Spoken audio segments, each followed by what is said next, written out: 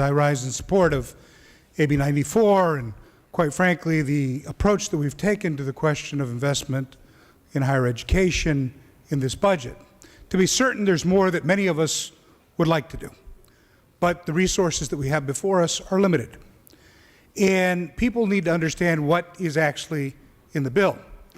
When the question is raised about issues like fee freezes, that is not something that we have appropriate jurisdiction for with respect to UC in particular, but also have limited jurisdiction with respect to CSU. The Constitution of the State of California creates clear delineations, and that, especially with respect to UC, is a matter before the UC Board of Regents. As Speaker, I serve as a member of that board, and long before it became popular to speak against student fee raises, I've been a consistent vote against any increase in our student fees, and not just undergraduates, but graduate students as well. Why? Because we understand that the policy of raising fees at the level that we have over the last several years has created an absolute crisis of affordability. Historically, California has been well below the rest of the nation in the student loan debt that our students graduate with. We're now at the national average. This is an issue of absolute crisis in our state. Last year, student loan debt outpaced consumer credit card debt at over $1 trillion. We must act where we can. The place that we can make the difference is, yes, on the level of funding we provide to the university, and secondarily, in the area of making sure that we have financial aid available to our students.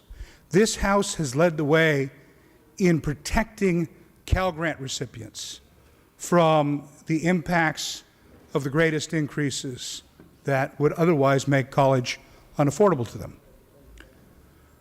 The middle class scholarship that is part of this makes sure that we extend similar protections to the vast swath of middle class students in our CSU and UC system, making sure that we significantly decrease the debt burden and return fees to the level that they were before the Great Recession. Now, what about direct investment in UC and CSU? Last year, we increased the investment in UC and CSU, and we're able to leverage that to prevent a fee increase. The governor, the lieutenant governor, the superintendent of public instruction, and I have gone and used our voice as regents to make sure that there were no fee increases this year. Now, this year, we've increased investment in CSU and UC by $125,000 for each of the two systems, above and beyond our direct investment in things like the $15 million for the medical center at UCR.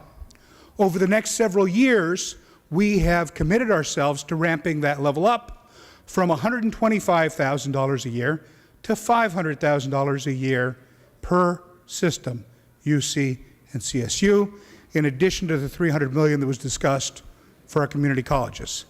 That is a $1 billion increase in our direct investment in UC and CSU. Why? Because we understand the important role that affordable higher education has in creating opportunities for the future of our state, maximizing future out-year economic growth. Now, one member had to stretch for a reason to have opposition and latched on to the LAO's analysis, which wasn't about affordability. It was about a different measure. That same LAO analysis suggested that we should be spending about $4 billion more in this budget than is currently before us, and I doubt that the person who embraced the LAO on one area would embrace it on the other. The LAO does analysis based on the questions before them. This was not the question before them. This is about affordability. This is about the tens and hundreds of thousands of middle-class families that have taken the brunt of the worst economic crisis since the Great Depression. The wealthiest of our students have been able to absorb the cost and still get a cheaper education than they would in the privates. The most needy have been able to benefit from our Cal Grant protections. this is our opportunity to give the middle class those same protections.